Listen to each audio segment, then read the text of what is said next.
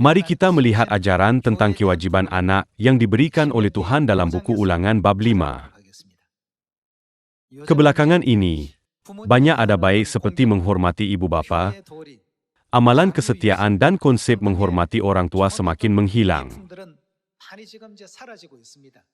Oleh kerana semakin banyak bahan dan individualisme berkembang pesat, ia menjadi zaman yang orang tidak dapat menahan ketidakselesaan mereka sendiri. Oleh itu, sangat menyedihkan apabila melihat berita bahawa anak-anak mencederakan ibu bapa mereka.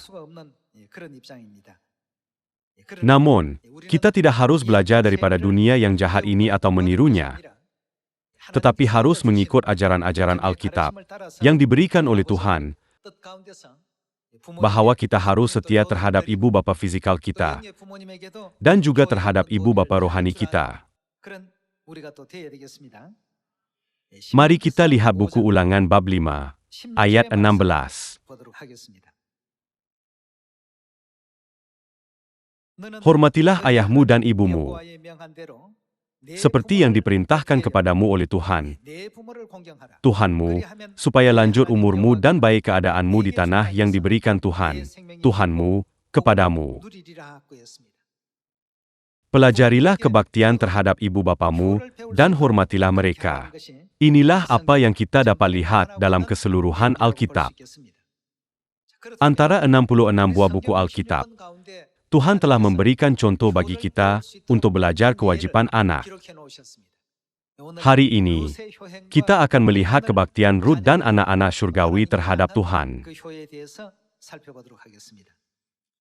Biarlah saya meringkaskan kandungan buku Rut bab 1. Ada seorang perempuan Israel bernama Naomi yang mempunyai 2 orang anak lelaki bernama Kilion dan Mahlon. Nama istri Kilion dan Mahlon ialah Orpa dan Ruth. Keluarga itu tinggal di kawasan Moab, tapi mereka menghadapi pelbagai kesukaran termasuk kelaparan di sana. Dan akhirnya mereka kembali ke tanah air mereka, Israel. Mereka berasal dari Bethlehem. Suami Naomi mati, dan kemudian kedua-dua anak lelakinya, Kilion dan Mahlon juga mati. Akhirnya, hanya 3 orang dalam keluarga. Naomi, ibu mertua, Orpa dan Ruth, menantu perempuannya, dibiarkan hidup dan terpaksa kembali ke kampung halamannya. Pada masa itu, disebabkan masyarakatnya kebanyakannya pertanian, terdapat banyak pekerjaan untuk lelaki tetapi tidak begitu banyak pekerjaan yang boleh dilakukan oleh wanita. Oleh itu, walaupun jika mereka mengikut Naomi, kedua-dua menantu perempuan itu tidak akan dapat mencari nafkah. Selain itu, kerana membawa kedua-dua menantu muda bersamanya, Naomi berasa bersalah. Jadi dia berkata kepada mereka, "Pulanglah ke kampung halamanmu dan berkahwin lagi, agar kamu dapat menjalani sisa hidupmu dengan bermakna tanpa kesepian." Orpa cuba tinggal bersama ibu mertuanya sehingga tetapi akhirnya kembali ke kampung halamannya.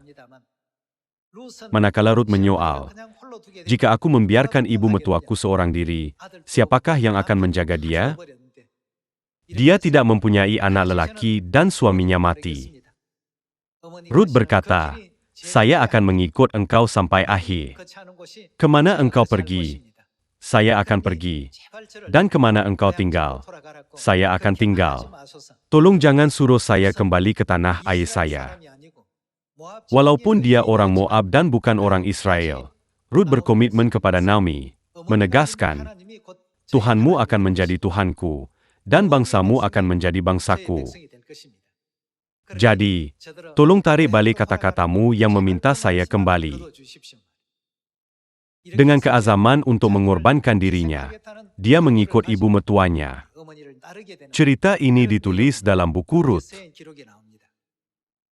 Kita telah ditakdirkan mati, tetapi melalui pengorbanan Tuhan yang kudus, kehidupan kita penuh dengan kasih dan berkat Tuhan dan kita dapat wujud sekarang.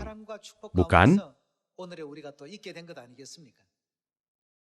Oleh itu, Anda dan saya mesti menunjukkan kebaktian kepada Tuhan, sama seperti yang telah dilakukan Rut.